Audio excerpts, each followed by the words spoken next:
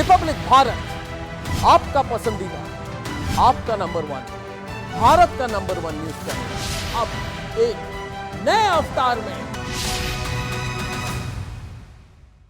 देखिए, heat wave के बारे में इस बार भारत सरकार से अप्रैल फर्स्ट वीक में ही एक वीसी आयोजित की गई थी, जो केंद्रीय स्वास्थ्य सचिव और सदस्य नीति आयोग, उसमें हमारे director general medical and health भी उपस्थित थे। उसमें भारत सरकार ने अलर्ट किया था कि इस बार हीट वेव ज़्यादा रहने वाली है, ज़्यादा दिनों तक रहेगी और टेम्परेचर भी ज़्यादा रहेगा।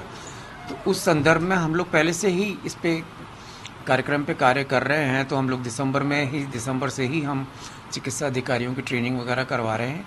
और गवर्नमेंट ऑफ इंडिया से अलर्ट आने के बाद हम लोगों ने वीडियो कॉन्फ्रेंसिंग के द्वारा एक हाई लेवल मीटिंग की गई। और उसके पहले हमने एक ACS मेडिकल एंड हेल्थ की उसमें एक्शन प्लान बनाया कि हमको किस तरह कार्रवाई करनी है। और उसके बाद हमने सारी लगभग 750 चिकित्सा अधिकारी जो विभिन्न पदों पर है, प्रिंसिपल सुपरिटेंडेंट से लेके PMO, CMHO, joint director, MO तक, उनकी ट्रेनिंग करवाई वीसी के माध्यम से। मॉक ड्रिल भी करवाई है हमने।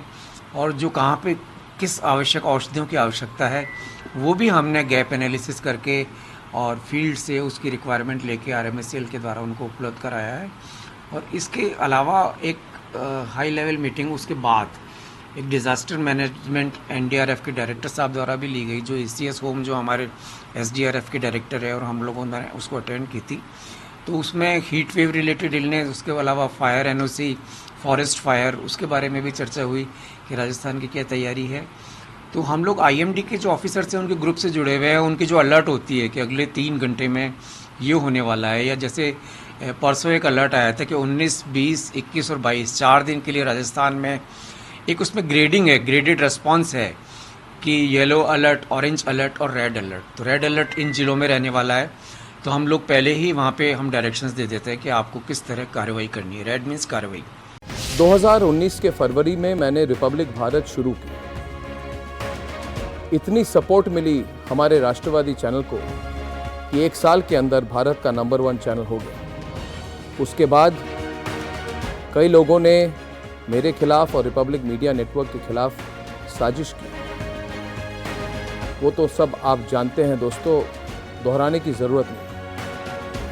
आज मैं उन सब लोगों को कहना चाहता हूँ कि रिपब्लिक भारत एशिया के सबसे बड़े न्यूज़ रूम से ऑपरेट करेगा और एशिया के सबसे बड़े स्टूडियो कॉम्प्लेक्स, जिसको हमने संघर्ष और तपस्या से बनाई है।